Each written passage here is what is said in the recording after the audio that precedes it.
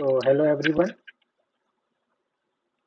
I welcome you to today's lecture of intellectual property rights under the module of creativity, innovation, and design thinking.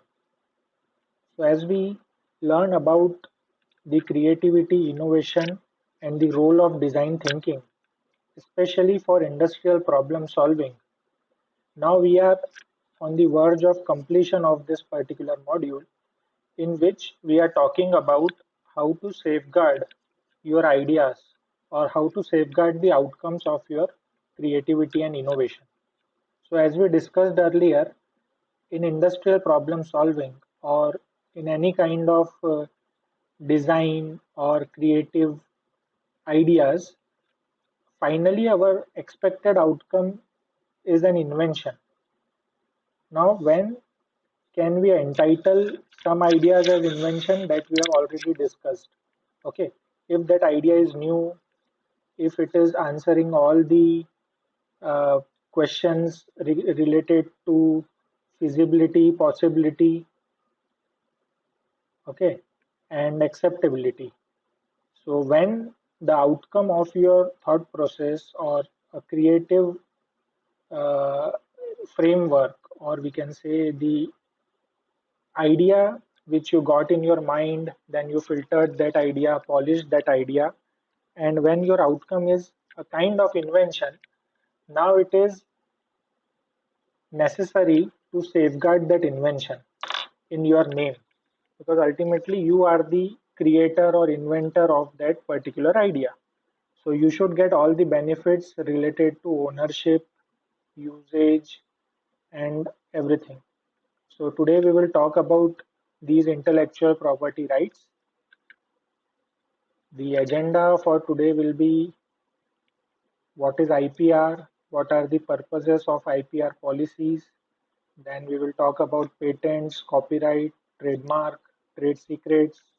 All this information is necessary to safeguard your invention, as well as these are the corporate related information which you must be aware of before getting recruited to some company, and then you are dealing with all these details. So this lecture will be more of informative kind rather than application based. Then we will see what can be patented, then infringement issues, then some examples. So step by step we will try to see. Now talking about IPR, so whatever are the creations of the mind, we will term it as intellectual property because it is the outcome of your ideas and thought process. So such creations are provided with some legal protection, and your intellectual property, it can be the idea, it can be the process, it can be anything which is your creation. Okay, so that is termed as the intellectual property, and this intellectual property is provided with a kind of legal protection, and that comes under IPR, that is intellectual property rights. So it is just similar to the ownership of your other asset, just like land, machinery, vehicle. So whenever you own something, there are some legal documents pertaining to this ownership, in which the ownership is clearly defined that it is owned by you. Okay, and there is a legal protection. So if someone want to trespass that property or use that property, either they have to purchase it from you, and they can have it on lease, rent, or whatever options are there for the commercial purposes. So IPR is about providing legal protection to the inventor, or we can say that the owner of that particular intellectual property. So there is obviously some cost for this legal protection which is to be paid by owner. So as we pay some registry charges of land or some registration of vehicles, so there is some nominal amount which is there for getting the IPR of your idea. So inventor also pays some cost to safeguard his or her invention.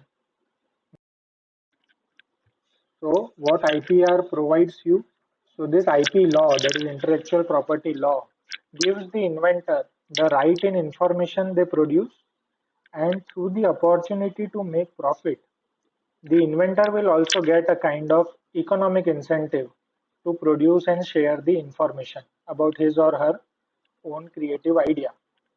So this is basically providing some kind of monetary benefit to the inventor by safeguarding the invention. So as soon as the ownership of the inventor for that particular idea is clarified by some legal document, then he can sell or rent or share that idea with some monetary benefit. Obviously, it will depend upon the negotiation with the party, but yes, there will be an opportunity to make profit. Now, what are the purpose or goal of IPR policies? So first, prime goal is to boost the creativity and foster innovation. So as soon as there are monetary benefits of some idea, then people starts thinking creatively, anticipating that monetary benefit at the end of this process. So obviously the IPR policies boost the creativity and they foster the innovation. Second is to stimulate creation of IPR in the country. So obviously as compared to US patents, the Indian patents are less in number. So we can contribute some innovative ideas to increase the IPR of the country. Then to create a strong legal and legislative framework around the IPR, this is very necessary. So as we know, it will create a framework in which your idea will be protected, and if it is used by someone, you will get some kind of benefit in the form of royalty or some compensation. Then to modernize the administration and management of IPR, to promote the commercialization of IPR, to strengthen enforcement and adjudication mechanism around IPR. Now this enforcement and adjudication mechanism is very beneficial, and this will make you feel aware about the ownership and the registration of your idea in under IPR of the country. So if what can be the disadvantages, or what can be the harmful effects of not registering your ideas in the Indian Patent Office, or if you are not protecting your intellectual property, then it can be used by someone without specifying your name. So somebody can use your idea by their name, and this is a direct loss to your own intellectual property. And last is to expand the human capital development. So yes, if these ideas are well competitive to be converted into a technology and which can be converted into a commercial product, then definitely you can make a good capital out of that. Then what are IPR policies?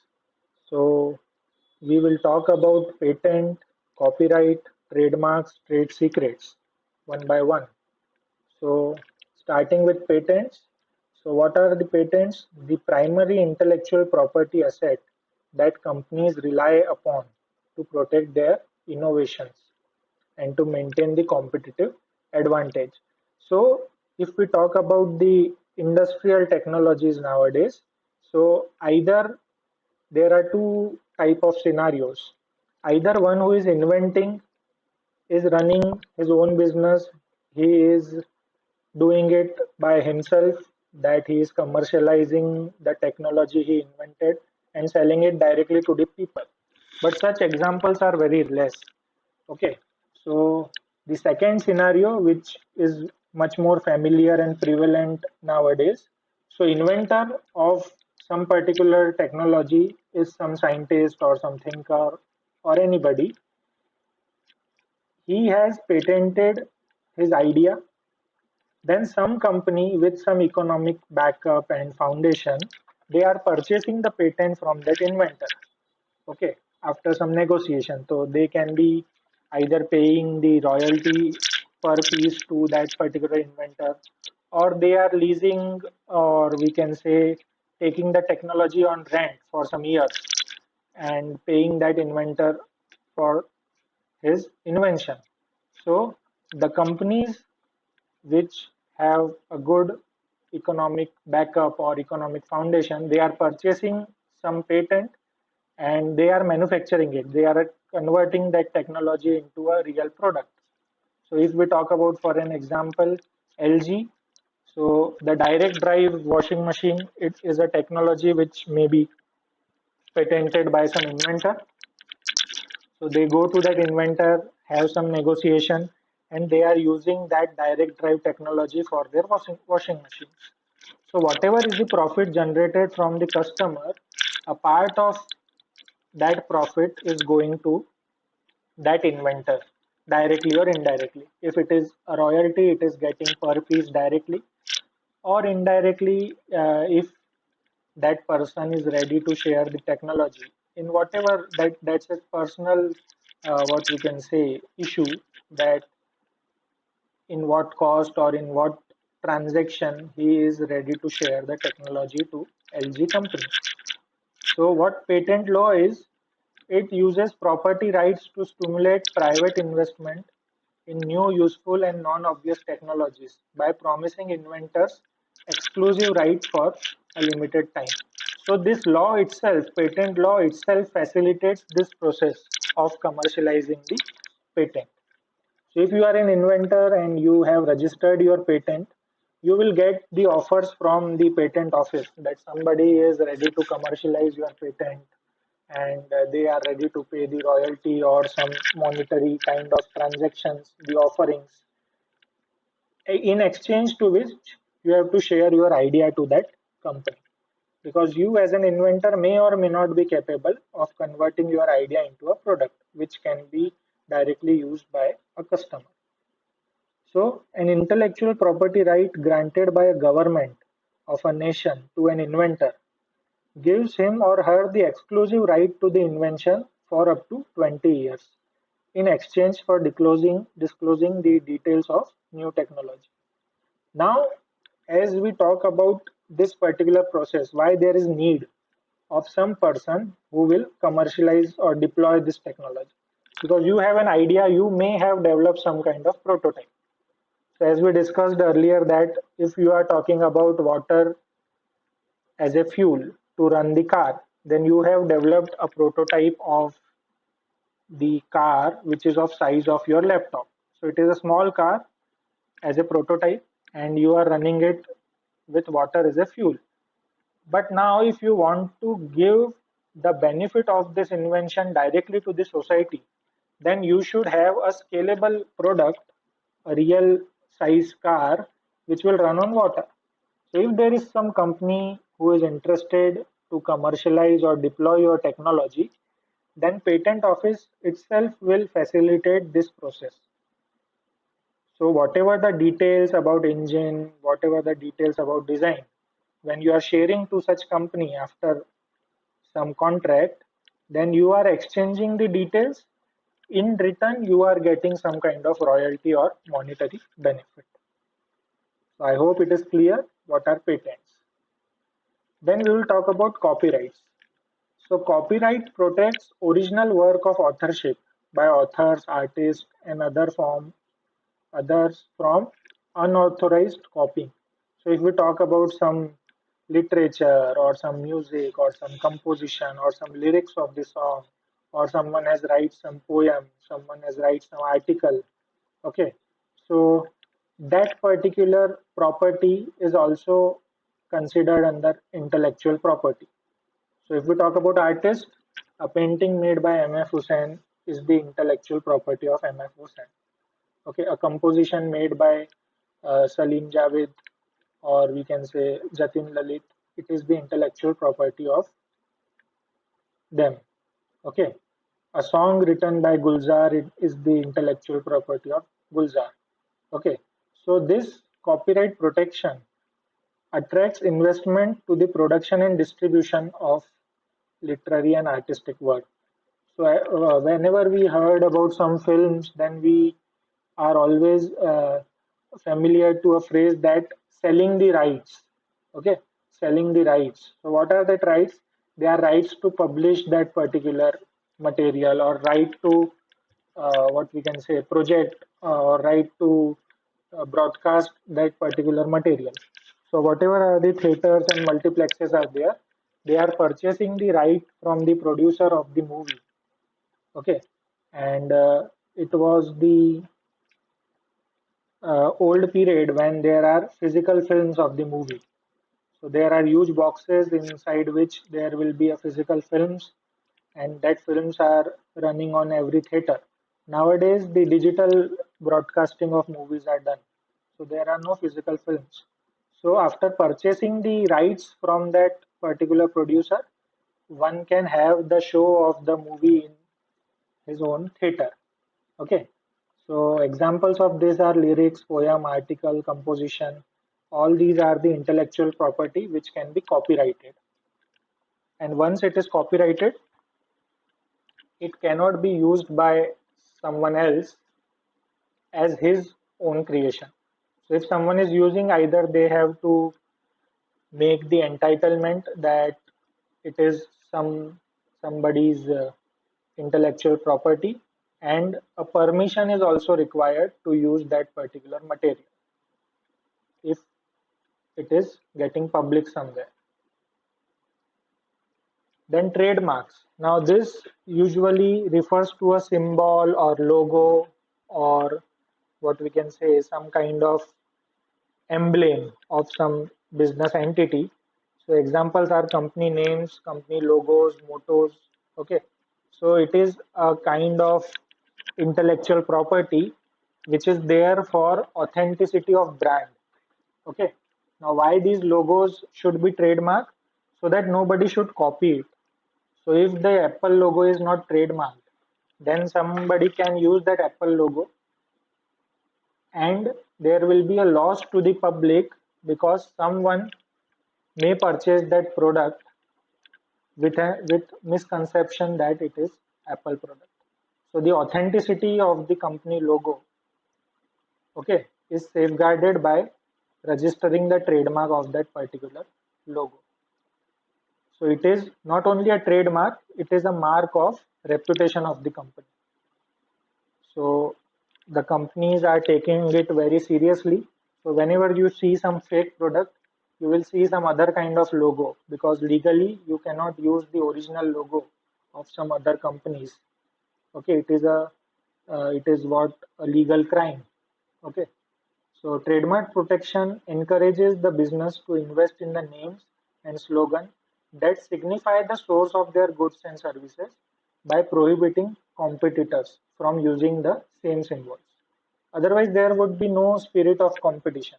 Okay, so if some brand is good, and if the logo of that particular brand is not safeguarded legally, then all will use that logo and will take the benefit of the reputation of that company.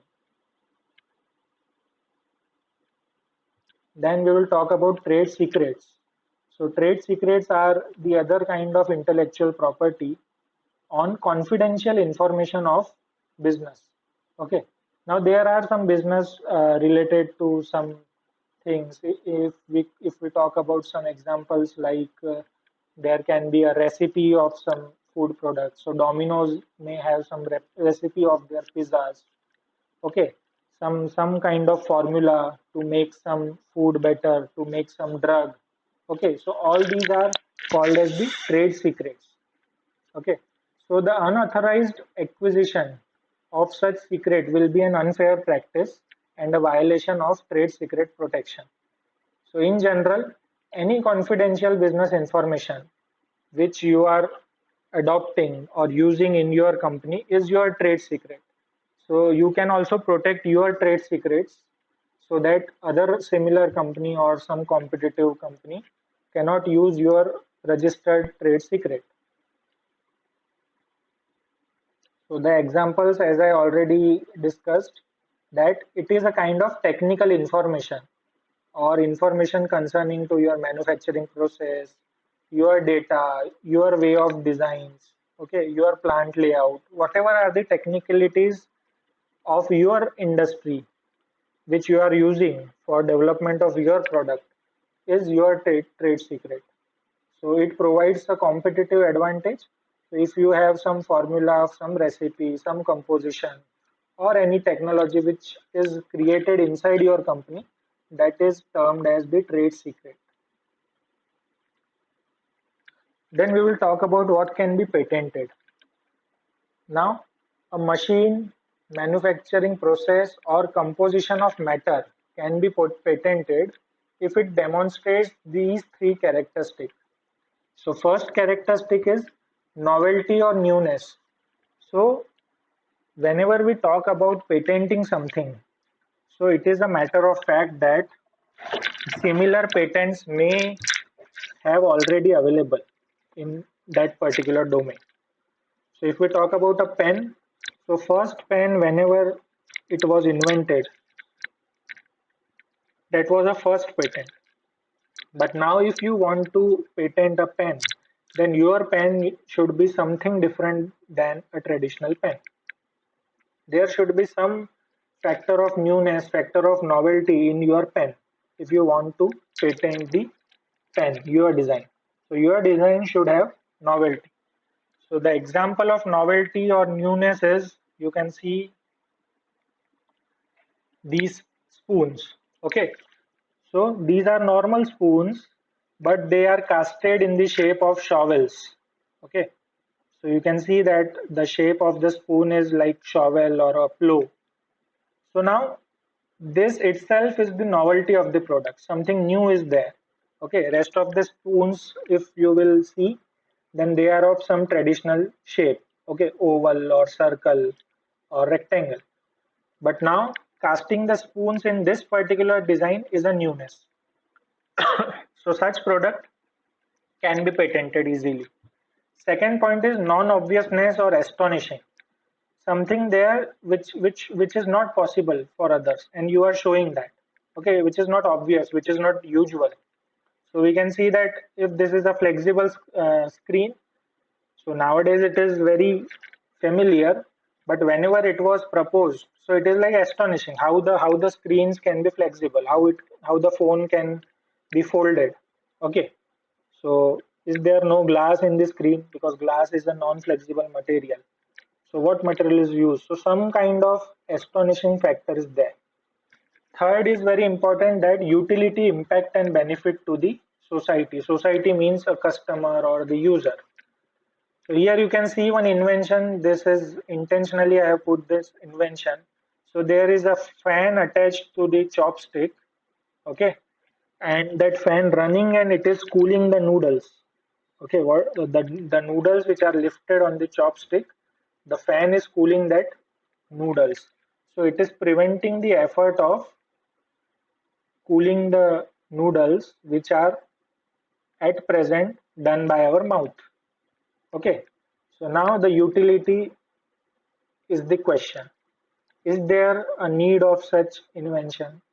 Now I will leave it up to you. Okay, you decide that this invention is necessary or not, or is there any subordinate, or we can say is there any substitute technologies available to cool these new noodles? Okay, or is there any control over the amount of cooling which is provided by this fan? So is this innovation really necessary or not? That I will leave it up to you. But before patenting anything, these 3 points should be checklisted. Then procedure to file a patent. So step one is filing a provisional application. Then we have to draft the patent. Okay. So if you can see the contents of your assignment, they are somewhat similar to the patent application. Okay. So we intentionally give that assignment to you, which are having the contents of a patent application.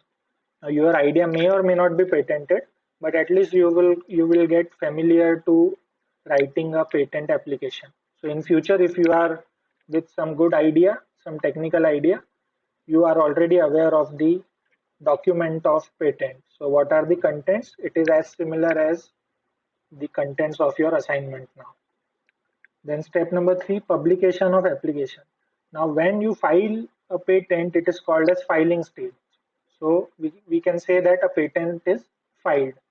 Now as soon as we file a provisional patent, the patent office validate that particular application. They check that similar technology or similar product is available or not.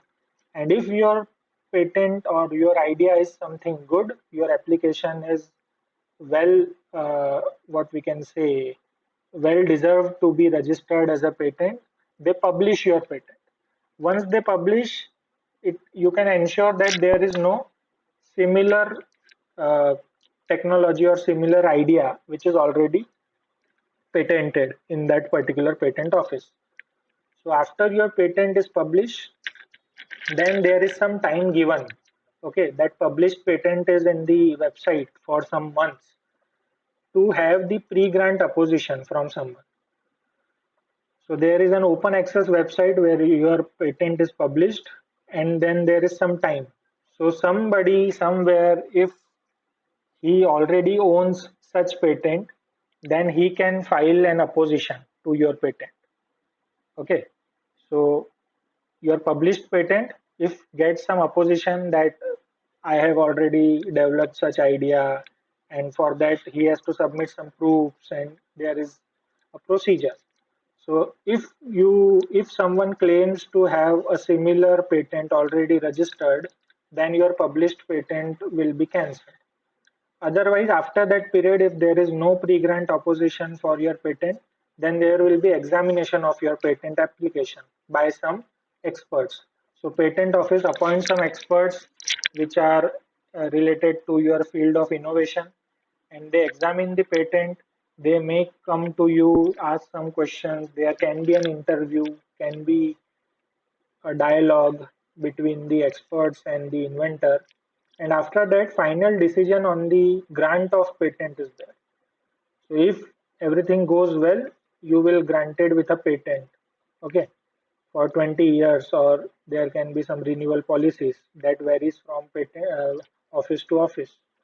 So once you are granted with patent, now you are the legal owner of that particular technology. Now nobody that can use that particular technology without your permission or without your knowledge. Okay, if someone does so, he or she is what we can say prone to any kind of legal action by the inventor. So see that these steps I copied from one source, so I had gave that reference of that source here. Okay, from where I copied it, because it is the copyright material of someone. So when I am using the copyright material, I must give the reference from where I copied it. So this I copied it intentionally to give you the example of copyrighted material. Then journey of idea to reality. This is very important. Now we can see that it starts from here. You get an idea, you research about it, okay. Then you filter that idea, you make that idea mature, okay. And then you file a patent somewhere here, okay, somewhere here, evaluate, okay. Now here there is a choice. Either you yourself can take it further, okay, so convert it into a new venture, then protect it. Protecting is about patenting. Then take the license yourself and then launch the product. But if you don't have such capacities, or you don't have some manufacturing ability, or any kind of difficulties in manufacturing that particular product which you have patented, then there is a choice here that after the grant of patent, you can sell your idea or lease your idea to some company, as we discussed earlier. So that company will purchase your idea, will pay you for that idea, will pay you royalty or any kind of one time amount, whatever the negotiations are there, and they will take this further. So they will get the license of the product, then they will deploy, then they will manufacture the product and commercialize it. So this is what the journey of idea to reality is there. So generally, in most of the cases, we can see that the inventor is not manufacturer. Okay, and that's how the spirit of business is working. So those who are intellectual enough and those who are the inventor of the technology, they are not directly commercializing the technology by manufacturing it by themselves. Then we will talk about plagiarism or infringement. Now, if we talk about safeguarding, now there is a one question that if someone uses my idea without my permission, without my knowledge, then what will happen? So it is called as infringement of patent, or in plagiarism is related to copyright. If you are using some other material of someone else as your name, okay. So if I quote some saying that what's there in the name. So it is the quote from Shakespeare. So without quoting Shakespeare, without giving the credit of this quote to Shakespeare, if I present this statement as my statement, then it is called as plagiarism. Or infringement is related to patent. So if I'm using some technology, if I'm using some intellectual property of some inventor without his permission, or without giving due credit to that inventor, then it is termed as infringement. Okay, so demand the infringer stop and pay the damages for past infringement. Now, whenever you come to know that your technology is copied by someone or they are using your technology illegally, first you should demand the infringer to stop that and pay damages for whatever is done in the past. Okay, so you will pay the damage. After that, you can have a royalty for your particular invention from that user. Okay, ignore the infringement or postpone the action. That's your choice. You are the inventor, so complete decision is yours. If you are fine with someone using your patented product, then it's your decision to take the action or not. But if you want to take the action, you can file a patent infringement suit in the federal court. So whatever the court is there for such kind of infringement issues, you can file a suit there. Now it is up to the patentee to enforce their patent against infringer by filing a case in the federal court. As I said, it is your decision. And patent holders have the legal right to exclude others for making, using, selling, or importing the invention. So all the rights which are related to that particular technology are the right of the patent holder, that is the inventor. Okay.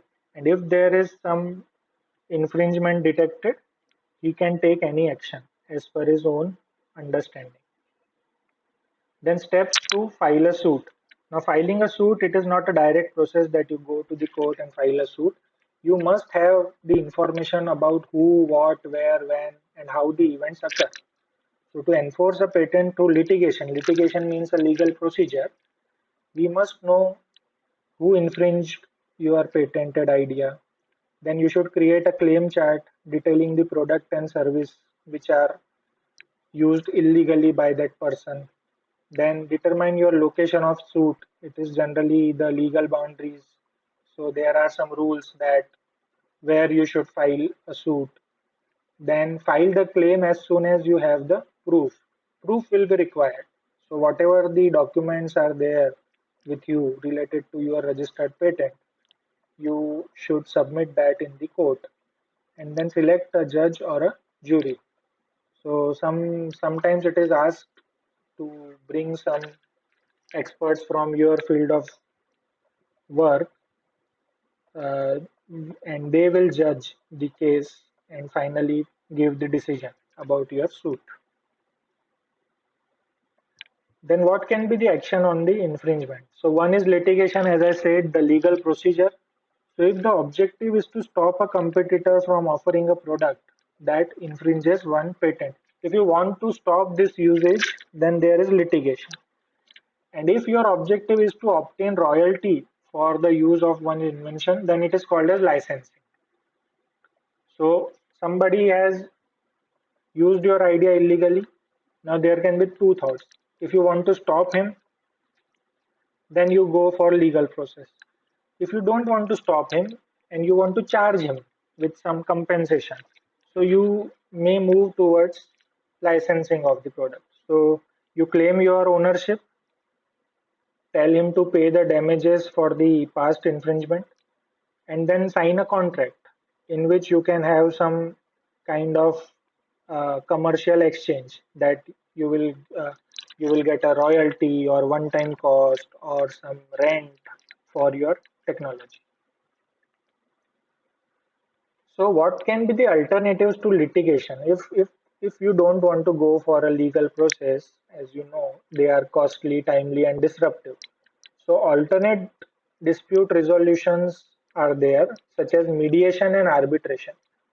So mediation is a kind of informal dispute resolution technique in which there will be a third party which will help the two parties to come to an agreement. So this is very familiar to you that when there is a dispute in two parties, one third person is there who mediates the situation and they come up with the solution. Or arbitration is a kind of some formal process, legal process in which the parties to a dispute present the argument and evidence to a dispute resolution practitioner. So there are some arbitrators in the courts who handle such cases. Okay, and such arbitrator can be recruited for your case, or you can appoint one arbitrator to solve the dispute. Then we will have some patent example just for your information. So you can see here that ergonomically designed shovel. So the traditional shovels are with straight bar and this spoon-like structure. But now this shovel has this unique shape. So due to this, there is less load on the hands of the worker when lifting this mud. So this is a new design, this can be patented. Such butt kicking machine, you may have seen such machine in some comedy shows or somewhere. It is for entertainment purpose. So this is a new technology if it answers all the question like newness, novelty, utility. So it can be patented. This is the latest example of portable oxygen concentrator. So can we develop the oxygen from ambient air? So this is a device which can be patented if it is the original invention. Then trademark example, you all know, this is just for your information.